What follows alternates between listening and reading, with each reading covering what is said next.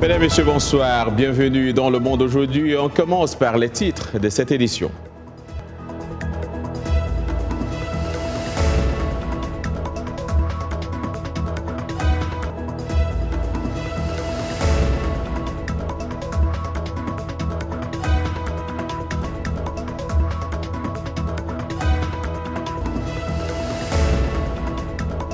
Le président français Emmanuel Macron a ouvert le deuxième forum de la paix à Paris en appelant les participants, y compris plusieurs dizaines de chefs d'État et de gouvernement, à trouver des solutions pratiques aux problèmes du monde sous le regard attentif de leur population. Donc votre présence ici, votre engagement, tout autant que vous êtes, sont un test de réalité pour nous et la preuve que c'est en train de prendre, mais qu'il nous faut aussi bâtir quelque chose de durable, c'est-à-dire d'utile.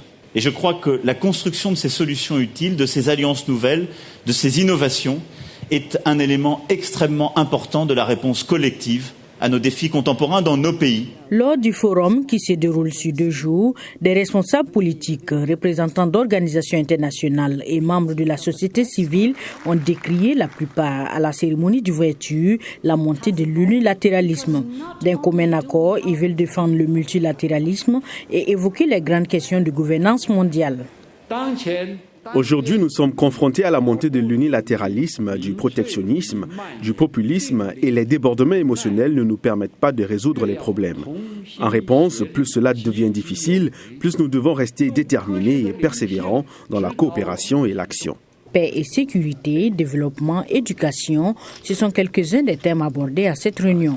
Explorer des voies de coopération et des alliances nouvelles, c'est dans cette optique qu'une centaine de porteurs de projets ont été présélectionnés pour un accompagnement dans des domaines comme l'inclusion de la jeunesse face à la crise au Sahel ou la prévention de la radicalisation au Kenya.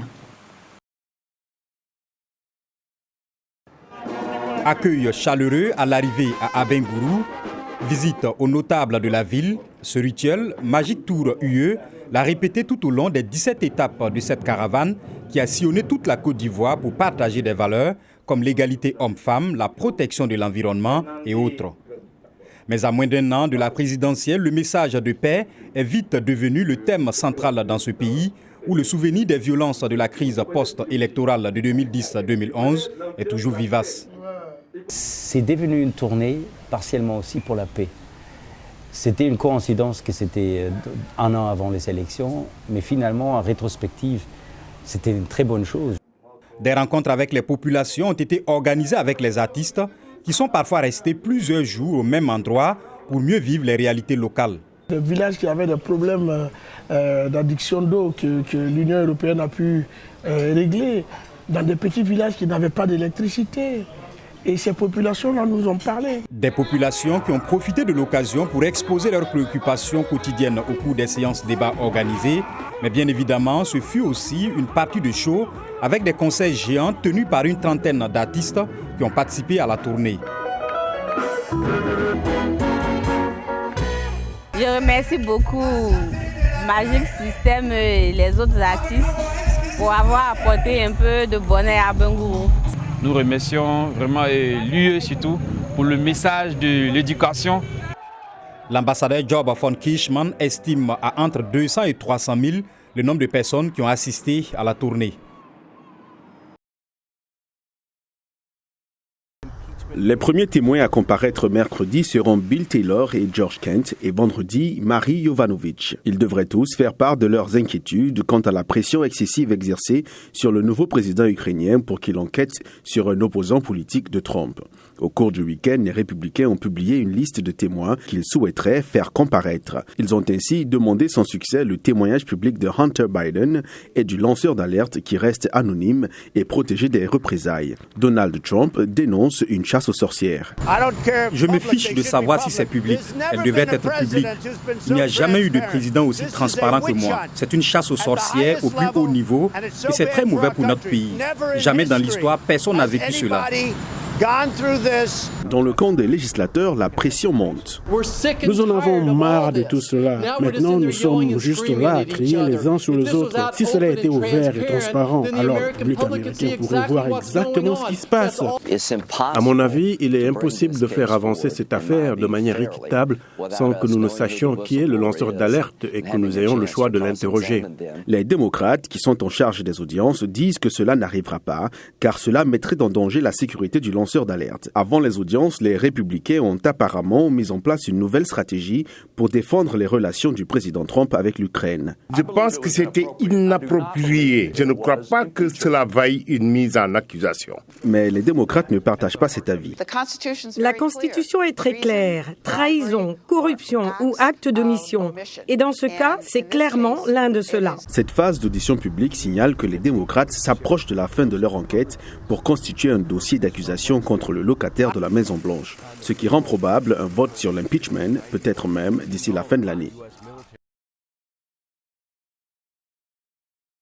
Malgré l'introduction de billets de 2 et de 5 $, les banques continuent de limiter à 300 $ les retraits d'argent liquide hebdomadaires et à 100 $ les retraits quotidiens. Une somme dérisoire quand le plein d'essence coûte 600 $ zimbabwéens. Je gagne 1 000 $, mais on ne m'en donne que 150 par semaine. Je ne peux pas retirer mes 1 000 $ en entier. Ce serait mieux s'ils nous donnaient tout notre argent.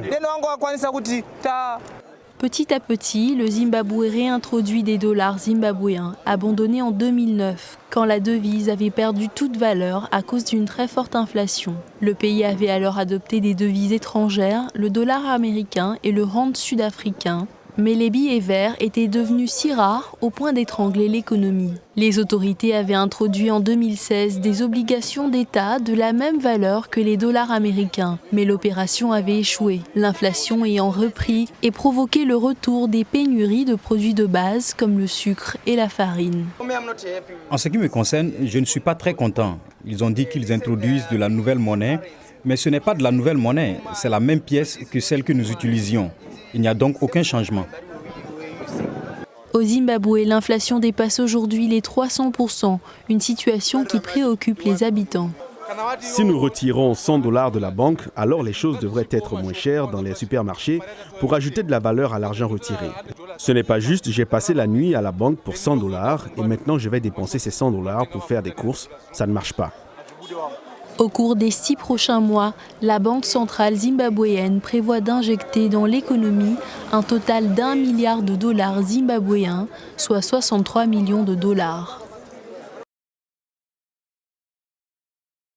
Nous sommes au grand marché Mbopi, à Douala. Il est difficile de trouver des couches jetables cet avant-midi.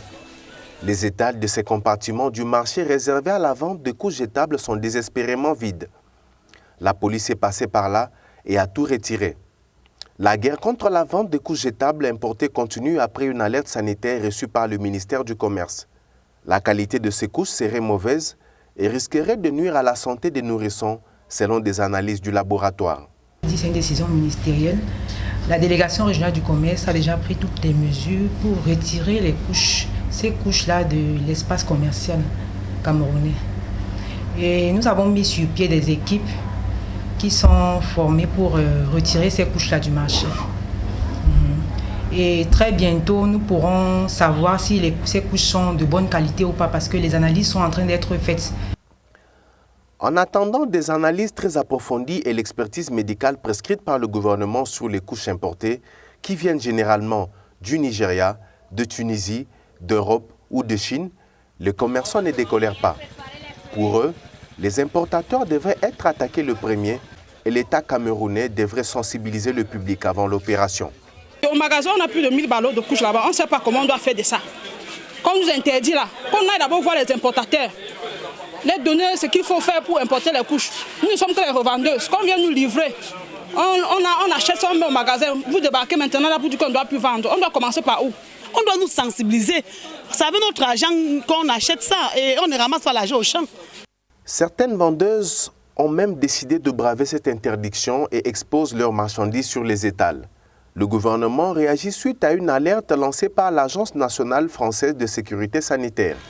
C'est une mesure conservatoire, précise-t-on au ministère du Commerce, qui pourrait être levé si les résultats des analyses en cours s'avèrent négatifs. Mais entre-temps, sur le marché, la tension est très palpable chez les vendeuses. Bonsoir à tous. Football pour commencer. Jamal Selami remplace Patrice Carteron à la tête du Raja Casablanca. Le club marocain s'est séparé de l'entraîneur français à l'amiable. Patrice Carteron avait été nommé en janvier dernier avec un contrat renouvelable d'1 an. La première défaite en championnat samedi sur le terrain du club Youssoufia 3-2 a précipité son départ. Il était déjà sur la sellette depuis l'élimination en 16e de finale de la Coupe du Trône fin août. En mars dernier, le club du Raja Casablanca, a remporté la Supercoupe d'Afrique face à l'Espérance de Tunis sous la direction de Carteron. L'ex-international marocain Jamal Selami a été engagé jusqu'à la fin de la saison 2021 pour le remplacer. L'ancien joueur du Raja Casablanca a été pendant 3 ans sélectionneur de l'équipe nationale locale lauréate du CHAN 2018. En Europe, Raheem Sterling a été exclu de l'équipe d'Angleterre. L'ailier de Manchester City a été écarté du groupe anglais pour le match éliminatoire pour l'Euro 2020 contre le Monténégro ce jeudi après une altercation avec Joey Gomez. Sur son compte Instagram, Sterling a admis avoir eu des mots avec le défenseur de Liverpool après la défaite à Anfield 3-1, reléguant City à 9 points de raid dans la course au titre.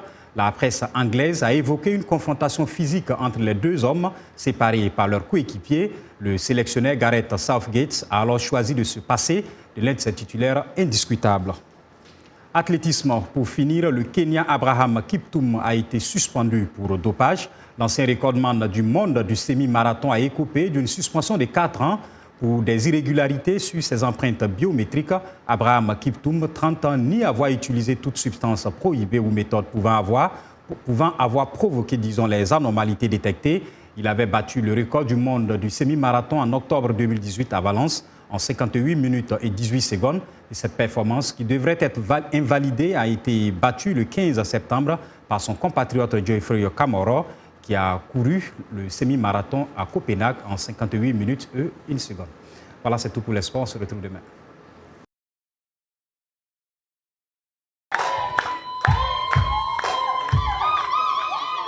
Soir de fête à la halle de la Gombe de Kinshasa.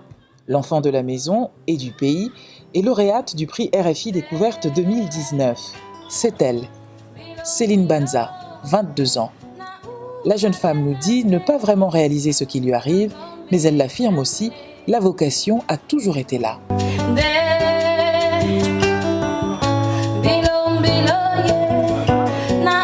J'avais 5, 6, 7 ans, je chantais déjà. Je composais des chansons religieuses et mon père il disait écoute, tu vas chanter. Il m'a offert une petite guitare et c'était parti, c'était la musique ou rien. Le père de Céline Banza n'est plus. Il n'aura donc pas vu sa prédiction s'accomplir. Mais la détermination qui, selon son entourage, caractérise la chanteuse, a séduit. Elle est venue faire un truc de ouf, quoi. On est très contents. Elle a célébré notre couleur RDC, donc on est très très contents. Pour lui, la musique de Céline Banza est une musique de recherche.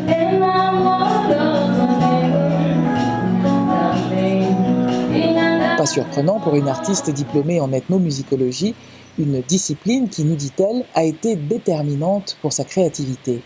J'adore les couleurs de la musique africaine et tout. Et c'est vraiment à ce moment-là que je me suis dit, mais pourquoi je ne chante pas en ma langue, quoi? Pourquoi je ne chante pas en Gwanzi?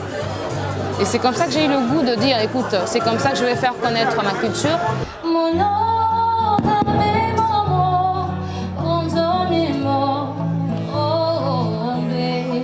S'il fallait la catégoriser comme on aime le faire, on dirait dans un style afro-folk. Le prix Découverte RFI 2019 est donc une jeune Congolaise qui pense, qui écrit et chante ce qu'elle pense, qui rêve aussi. Mon plus grand rêve, c'est d'être sous les projecteurs dans le monde entier et de faire connaître, de faire valoir mon art, notre culture, notre musique partout dans le monde. Le prix RFI, en plus d'être doté, comprend une tournée en Afrique et un concert à Paris. Anastasie Tudièche, VOA Afrique, Kinshasa. Voilà, c'est la fin de ce journal. Merci à toute l'équipe qui l'a préparé et à vous d'avoir suivi. Demain est un autre jour. Bonsoir.